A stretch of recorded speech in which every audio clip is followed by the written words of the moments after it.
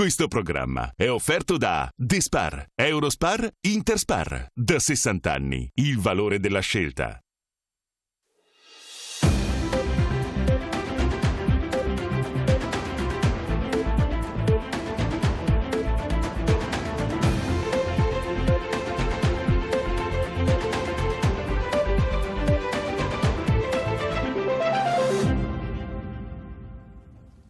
Buonasera, bentrovati. Primo Interpares, appuntamento del lunedì, del mercoledì, gruppo TV7. Come di consueto vi ricordo, siamo in diretta anche sulla pagina Facebook, quindi potete scrivere e fare delle domande anche tramite i social.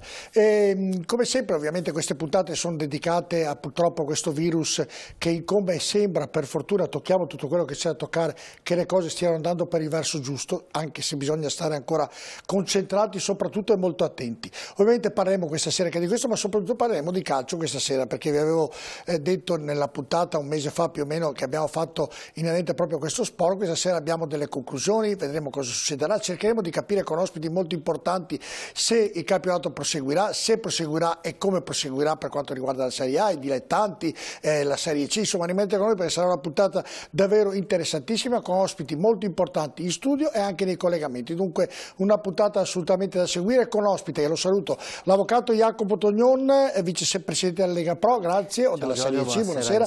Pirato della Carbonara, già presidente di Vicenza, buonasera. Buonasera. E Stefano Eder, mio amico, giornalista del Mattino, ha lavorato alla RAI, lavora con noi, dunque lo saluto. Buonasera. Ciao Stefano, grazie anche a te. Grazie. Saluto Elisabetta Corazza, buonasera Elisabetta. Buonasera a te Giorgio, buonasera agli ospiti in studio e a chi ci segue da casa. Qui ricordo che possono partecipare attivamente alla trasmissione, possono telefonare allo 049 80 777 53 oppure scriverci sms al numero 345 33 41 171, numeri che comunque scorrono sempre in sovraimpressione. Bene, vi ricordo, attendiamo, chiedo scusa delle volte se non riusciamo a mandare messaggi, ma tra ovviamente gli ospiti di studio e ovviamente i collegamenti, delle volte ovviamente non riusciamo a mandarli tutti questa sera, cercherò di accontentarli il più possibile, se sono ovviamente li mandati io cercherò di leggerli e anche di poterli commentare assieme ovviamente ai nostri ospiti che sono in studio.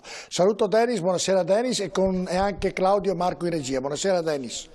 Buonasera, buonasera anche da parte mia. Cominciamo come di consueto questa nostra trasmissione con i dati di giornata. Partiamo dai dati nazionali messi questa sera dalla Protezione Civile. I casi totali dallo scoppio dell'epidemia sono 214.457 nel nostro paese. I malati attualmente positivi 91.528. Vedete che calano in maniera anche sensibile, meno 6.939 nelle ultime 24 ore.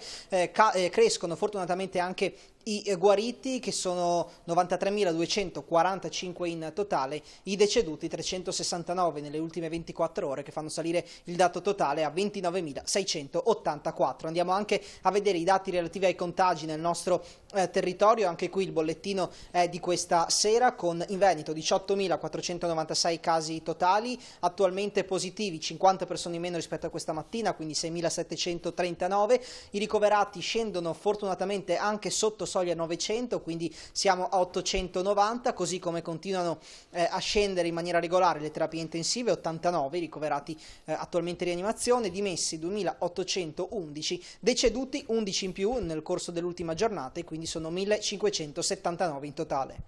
Bene, allora saluto anche chi ci segue da Roma, Daniele Garbo, che segue ovviamente la nostra trasmissione in quel di Roma, ovviamente è noto giornalista sportivo di Mediaset, lo saluto molto volentieri. Abbiamo già i primi collegati e ne abbiamo tanti questa sera, ovviamente li ringrazio tutti della loro disponibilità. Abbiamo Andrea D'Amico, procuratore conosciutissimo, e anche Ivan Zazzaroni, che è un giornalista molto importante, eccoli collegati e li ringrazio entrambi.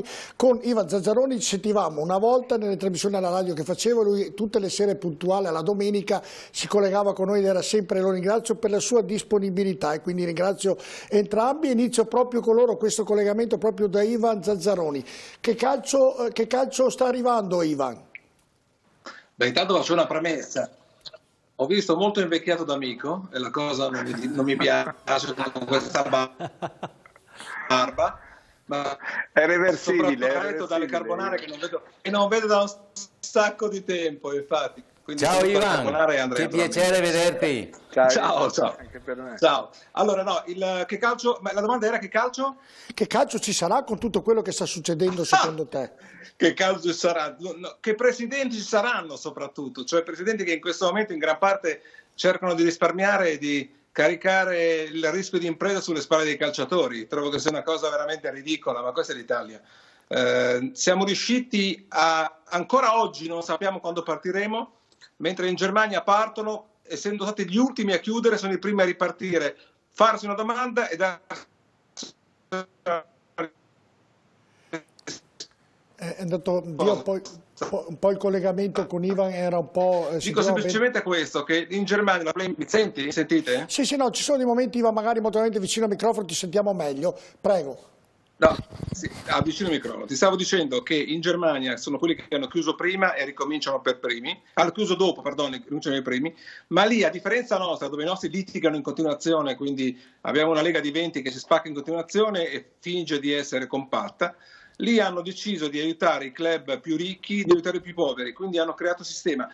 Che calcio ritroveremo? Un calcio più arrabbiato, con più debiti, con più problemi, con grandi divisioni, ma soprattutto che ha dato un'immagine di sé in questi 2 mesi, secondo me, allucinante. E non è il momento giusto di ristrutturarlo, di rimodernarlo questo calcio, Ivan, proprio per il motivo che hai appena detto tu? Io sono 40 anni a settembre che faccio calcio a livello professionale e non ho mai visto ristrutturare il calcio italiano. Mai. Purtroppo. Perché? Purtroppo. Perché purtroppo, Piraldo? Purtroppo perché stiamo pagando adesso il fatto che non ci sia mai stata una ristrutturazione. Aspetta, perché sta dicendo Ivan, perché qualche volta lo sentiamo meglio, altre meno. È un calcio che è via via peggiorato, cioè anche a livello umano e etico. Già magari in passato non era particolarmente etico, il calcio non lo può essere, però certamente i presidenti attuali sono secondo me la peggiore espressione del calcio che abbia conosciuto. Per quale motivo, Ivan? Beh, scusa, sono indebitati per 2,4 miliardi. Riescono a litigare in una fase di pandemia. Alcuni tentano di sfruttare la pandemia come un'opportunità per in qualche modo mettere a posto i conti o comunque tentare di aggiustarli. Devo anche spiegarti per quale motivo sono peggiori? Sì. È un po' dura, eh? Non è semplice. Mi divertivo molto di più negli anni passati. Adesso francamente ho a che fare con alcuni che è meglio che non lo dica, l'aggettivo è meglio che non lo usi. Va bene, sei d'accordo Andrea D'Amico di quello, nonostante i capelli lunghi che hai fatto riferimento Ivan Zazzaroni e nonostante i capelli lunghi, su quello che hai detto ovviamente ho fatto la battuta. Ma neri però. Ciao Ivan, ti saluto con grande piacere. Ciao Andrea. Sono assolutamente d'accordo con quello che ha detto Ivan.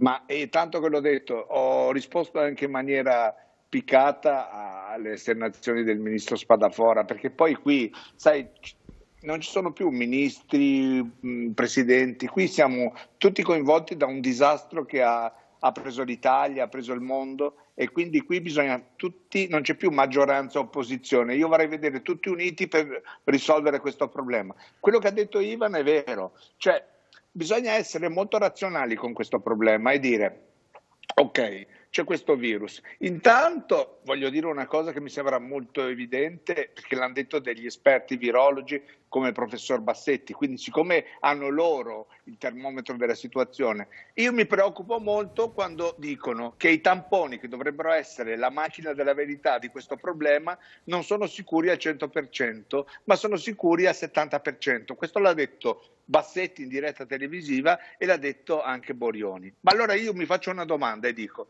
ma se domani mattina io avessi un'attività come presidente di calcio che ha una squadra di calcio e trovano il mio miglior giocatore piuttosto che il magazziniere o un altro positivo e mi bloccano tutta l'attività in funzione di uno strumento che non è sicuro, mi faccio delle domande e dico, ma io non posso bloccare l'attività di un'azienda o di un sistema se il termometro non è un termometro sicuro. e quindi mi faccio delle domande e dico, mi interessa di più vedere quelli che sono gli effetti che produce questo virus, e se vado a vedere che tutti i giocatori che sono risultati positivi erano o asintomatici o comunque hanno risolto il problema con una degenza normale conseguente a quella che può essere una normale situazione influenzale, mi faccio anche una considerazione e dico, il rischio e l'opportunità,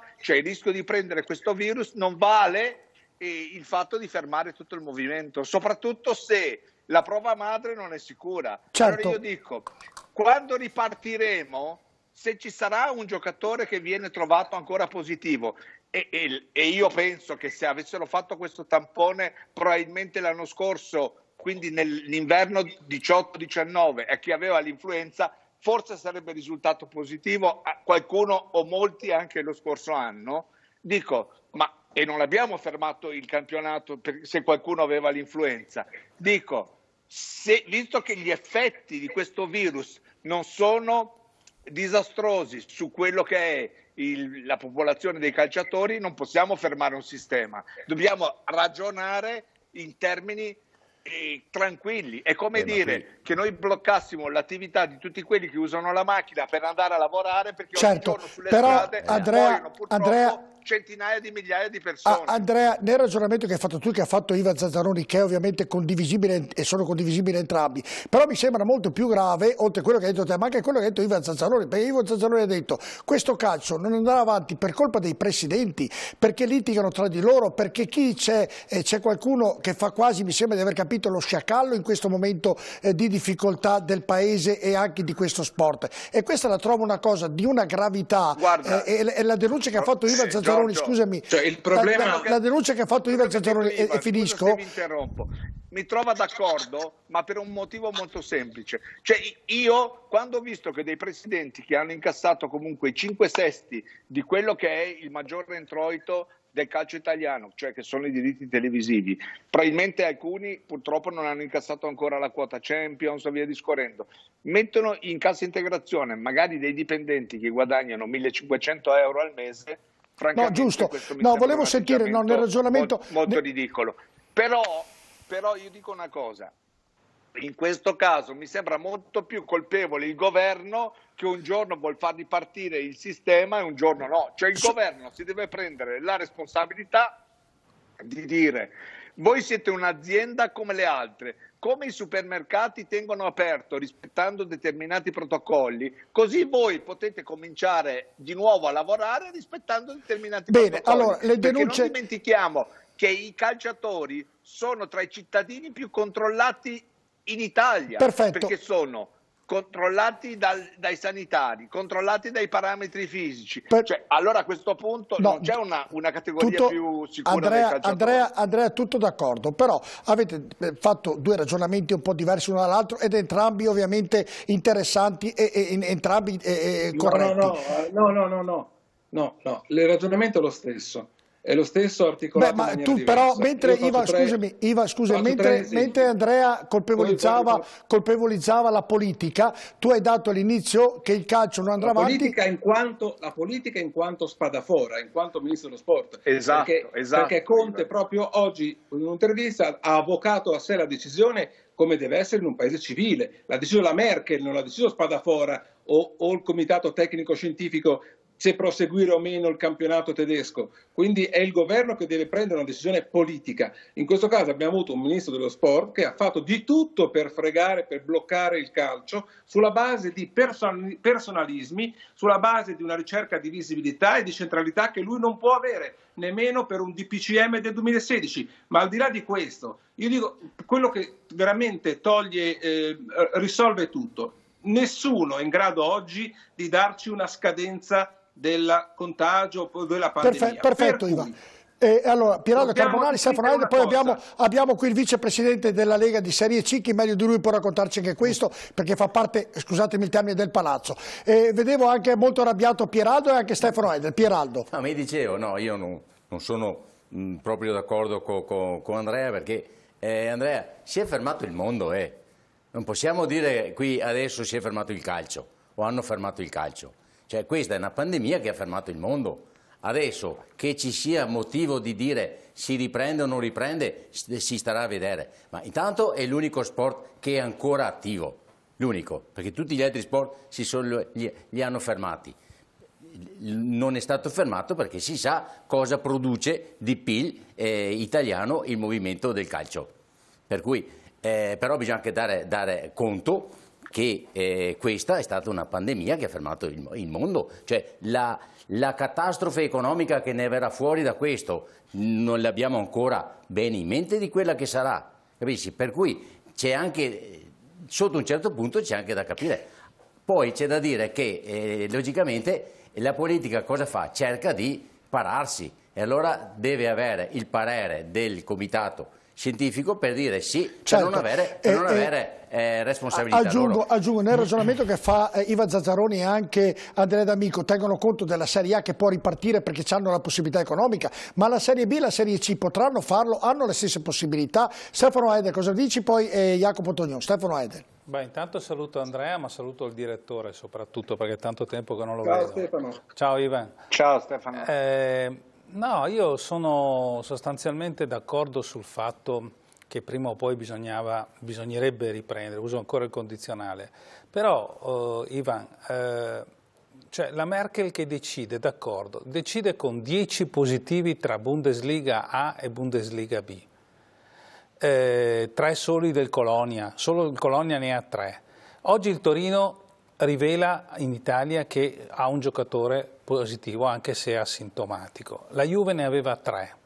Cioè, io dico una cosa, benissimo riprendere, però attenzione, se viene fuori un nuovo positivo a campionato iniziato, e quella è la domanda che per conto mio frena un po' tutto questo dibattito. No, Stefano, posso rispondere? Ecco, no, allora, ti chiedo. Visto che stavo dicendo prima, nessuno è in grado di dirci quando finirà questa pandemia, anzi addirittura virologi e epidemiologi che non ne ha infilato una, peraltro, non ne hanno infilata una, e lo ripeto, ognuno si contraddice con l'altro naturalmente, hanno detto che probabilmente in ottobre potrebbe esserci una virulenza nuova del virus. Cosa facciamo? Abbiamo 2 possibilità: o conviviamo col virus, tu sai che è l'unica cosa che possiamo fare in questo momento, oppure chiudiamo tutto, salutiamo la compagnia e vediamo i morti che camminano a settembre, e cioè i disoccupati, i 50.000 che lavorano nel calcio che ha saluto la compagnia. Cioè bisogna fare un ragionamento molto più pratico.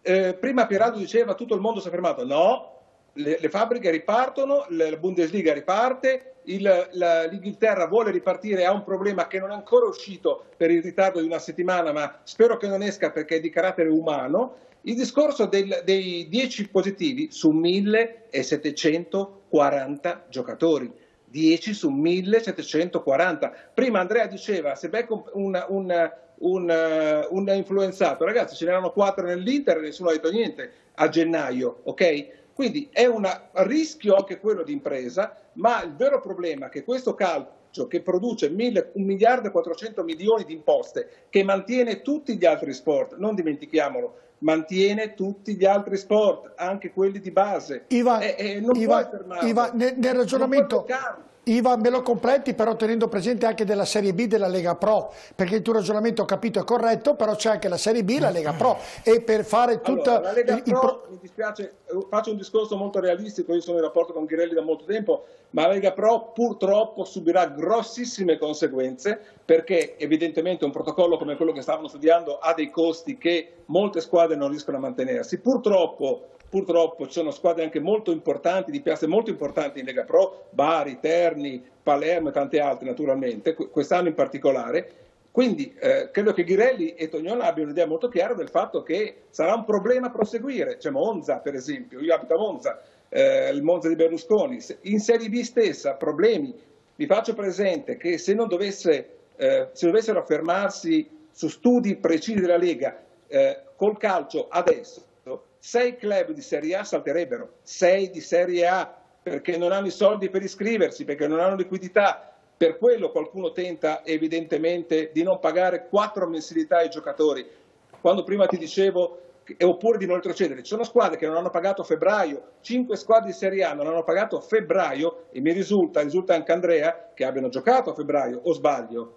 Ecco, quindi probabilmente c'è una mala gestione che qualcuno cerca di risolvere con la pandemia, non è sciacallaggine, è interesse personale. Io invece credo all'interesse globale. Però Ivan, però io dico anche un'altra cosa: se il calcio è la terza azienda italiana come aggregato, no? Ha una funzione economica importante, politica molto importante, perché tu sai benissimo che ad ogni livello, locale o nazionale o internazionale, i politici ci mettono la faccia quando c'è da dare le coppe o quando ci sono le partite importanti, perché non c'è nulla che ti dia visibilità come il calcio. Ha una funzione importante, perché se tu togli il calcio da tante città ci sono dei problemi anche di gestione di tante persone, e magari che possono essere persone sbagliate che convogliano la loro attenzione nello stadio. Non a caso nello stadio poi si focalizzano i problemi anche che la polizia conosce bene, no?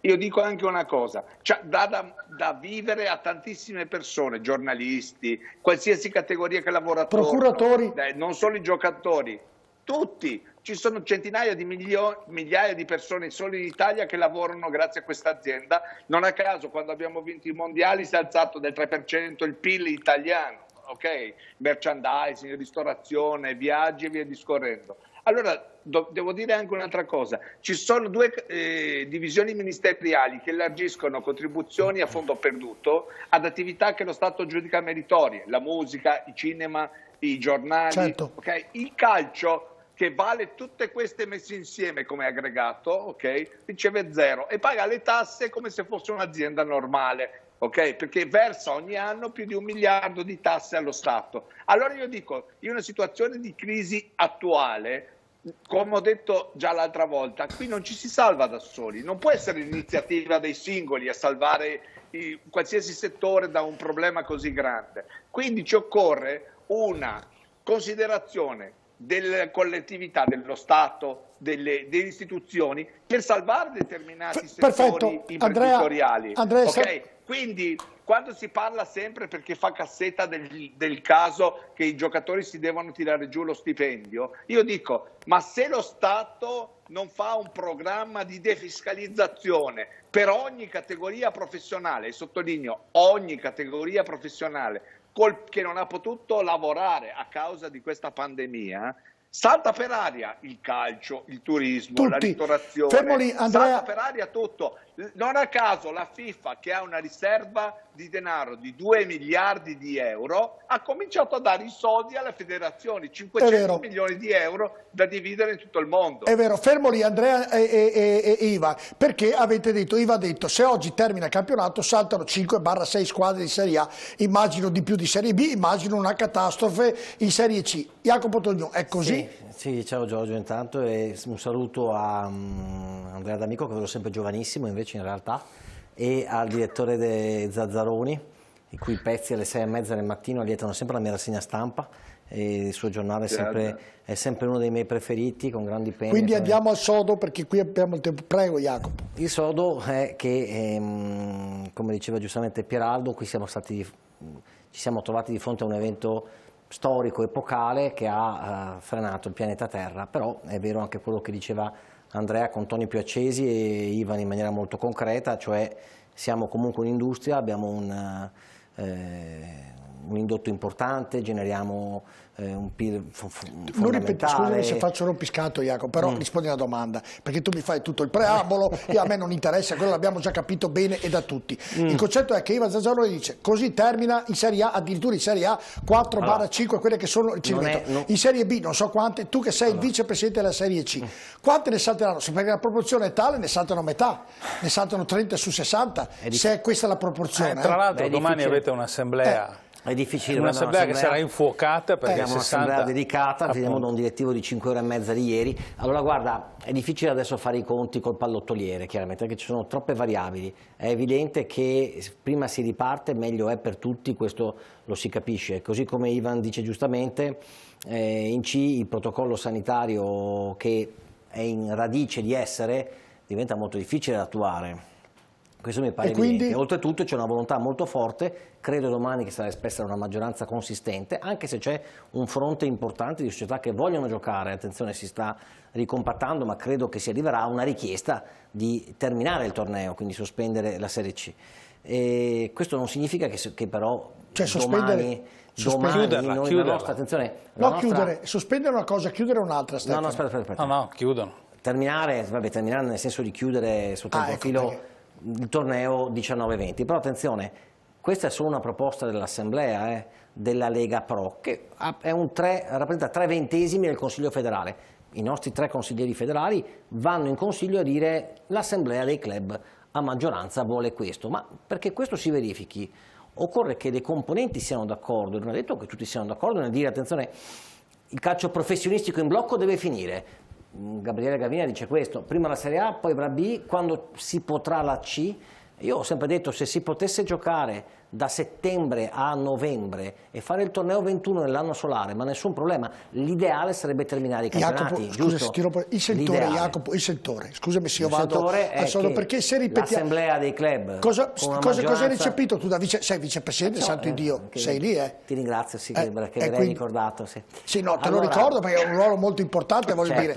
Allora il sentore è che la grande maggioranza dei club voglia chiudere la stagione sportiva 19-20 così com'è, da che poi si aprono 1000 altre finestre, non so quando sarà il momento di discutere, non credo sia questo, ma o almeno non in questo istante, però diciamo in caso di chiusura del torneo poi ci saranno tutta una serie di conseguenze. Se invece dovesse prevalere l'idea di aspettare, perché questo attendismo, io capisco anche quello che dice Andrea D'Amico, che dice Ivan Zazzaroni, che in maniera molto forte fa presente appunto che la politica non sta dando il suo contributo o non ha dato il suo contributo in partenza. Io però dico anche che questo attendismo mi auguro o voglio interpretarlo in buona fede nell'idea di cercare di prendere un po' di tempo per verificare la possibilità che il meccanismo riparta. Ecco, attenzione, qui non siamo al supermercato, siamo uno sport di contatto, c'è tutta una serie di situazioni. Stefano dice c'è un positivo, che succede?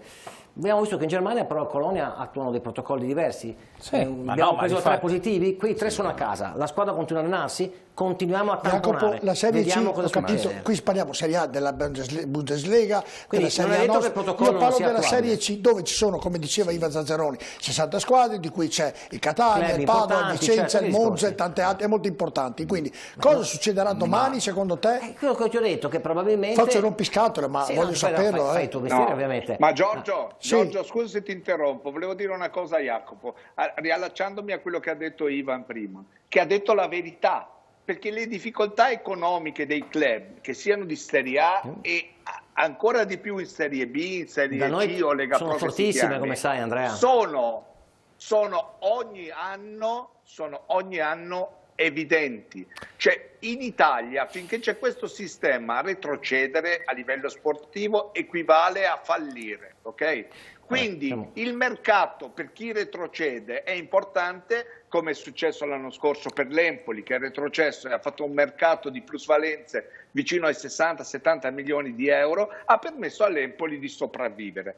Però c'è una considerazione da fare che io dico da tanto e sembra che sempre possa fare il provocatore, però io mi ricordo che anni fa da te Giorgio io parlavo della tecnologia in campo e gli arbitri si arrabbiavano, la tecnologia è arrivata. Oggi come oggi, se noi vogliamo mantenere questo sistema romantico, questa filiera che va dai dilettanti alla Serie A, che è il vertice della piramide, dobbiamo dare più soldi a chi è piccolo.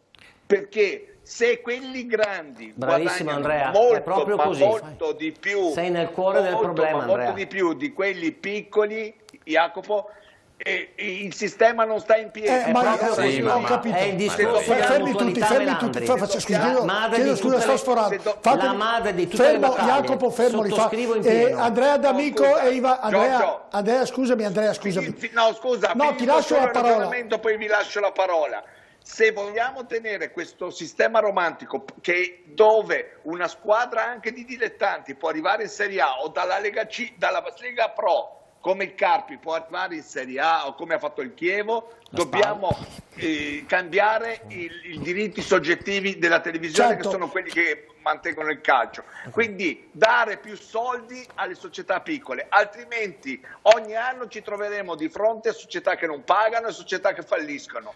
Se invece non si può fare così, l'approdo inevitabile è quello delle franchigie, dove un imprenditore investe nel calcio con la sicurezza di avere una categoria, con la sicurezza di fare un business plan serio, di potersi fare il proprio centro sportivo, il proprio stadio, la propria programmazione economica, avendo la sicurezza che anche se retrocede non fallisce. Allora fermi, Andrea, il presidente Piraldo della Carbonara ha detto che sei fuori dal mondo. Chiedo gentilmente, allora, fermi un secondo, posso chiamare la pubblicità?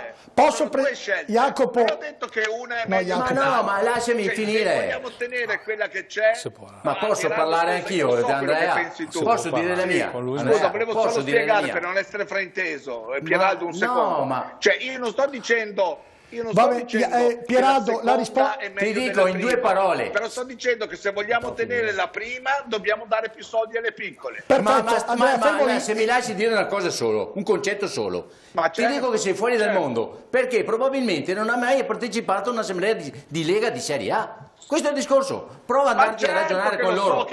Ma sono 30 anni che si parla di questo problema qua. E quando prima ho detto che purtroppo il calcio cioè sono anni che bisogna riformarlo, capito? Ma si parte da qui. Ha ragione Ivan, allora. Ma sicuro che do ragione a Ivan. Ma io sono 20 anni che dico che non ci sono i soldi per tutte queste squadre qua. Bisogna ridurre le squadre e poi bisogna cambiare la mentalità, ed è impossibile cambiarla, perché quando si tratta di soldi, prova a togliere 1 milione di euro a una società di Serie A, diventano matti tutti quanti. Questo è il discorso. Andrea, scusami. Questo è vero, però se posso aggiungere una cosa. Sì, io chiedo a tutti brevità perché ho saltato la pubblicità.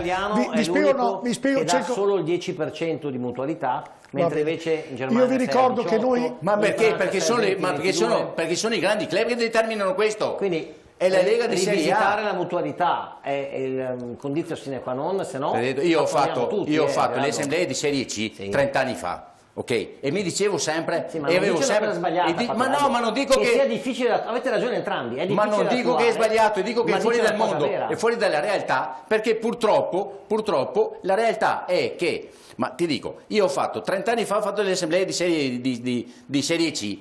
E mi dicevo sempre, ma caspita, ma perché non viene distribuito più e non c'erano i soldi che ci sono adesso o c'erano fino a 10 anni fa?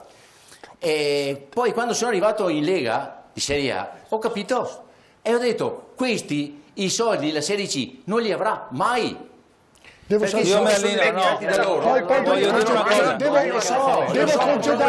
concedere Andrea D'Amico e Ivan Zazzaroni perché ho la pubblicità. Io mi allineo solo con Ivan. Io con Ivan Andrea, perdonami, ma sono d'accordo col direttore, perché noi 40 anni, anch'io sono 40 anni che seguo il calcio. Ditemi, come ha detto lui, e la sottoscrivo in pieno, ditemi quando mai c'è stata una riforma seria del calcio italiano in 40 anni. Non è cambiato nulla. Infatti guarda la situazione. Ma non cambierà nulla, non cambierà nulla. Perché finché non cominciano a mettersi in testa che ci vuole, il discorso è giusto, che bisogna aiutare le piccole, ma finché ci sarà questo monopolio a livello di Serie A, ma vai a dire ad Agnelli che paga Ronaldo quello che paga e via dicendo, se vuole, se può rinunciare a 1 milione di... Allora, vi fermo tutti. È utopia. Fermi, vi chiedo scusa. Andrea D'Amico e Ivan Zazzaroni, vi rubo un secondo. Potete rimanere con noi ancora 5 minuti? Ecco appunto, io devo lasciarvi purtroppo. Esatto, però, questo. Perché ho una roba ancora di lavoro da fare al giornale. Dico semplicemente una cosa, siete arrivati alla conclusione mia attraverso Pieraldo, attraverso Stefano, attraverso Andrea, cioè in una situazione pandemica non sono riusciti nemmeno a fare sistema, nemmeno in una condizione come questa, perché sono 20 realtà, una opposta all'altra all'interno della Lega di Serie A. Quindi io ho poche speranze sinceramente che si possa riformare, spero che non sia il virus a riformare il calcio. Va bene, grazie Andrea, grazie Ivan. Grazie a voi, grazie a tutti e ciao a tutti. Ciao, grazie Andrea. Ciao, allora, ciao. chiedo scusa a tutti perché abbiamo tanti ospiti, abbiamo tante cose da dire, tutti dicono cose interessanti, scusami anche se dicono perché io vorrei andare al soldo, che tu mi dicessi Giorgio, domani succede questo.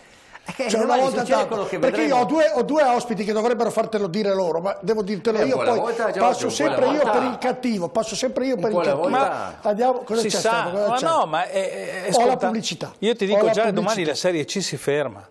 Benissimo, dopo parliamo, perché dopo la pubblicità, subito dopo la pubblicità abbiamo Renzo Olivieri, presidente dell'allenatore nazionale, e Gianni Grazioli, direttore generale dell'Associazione Italiana Calciatori. Quindi il presidente degli allenatori e il direttore generale dell'Associazione Italiana Calciatori, così sentiamo il parere anche dei calciatori e degli allenatori. Rimanete con noi, a tra poco.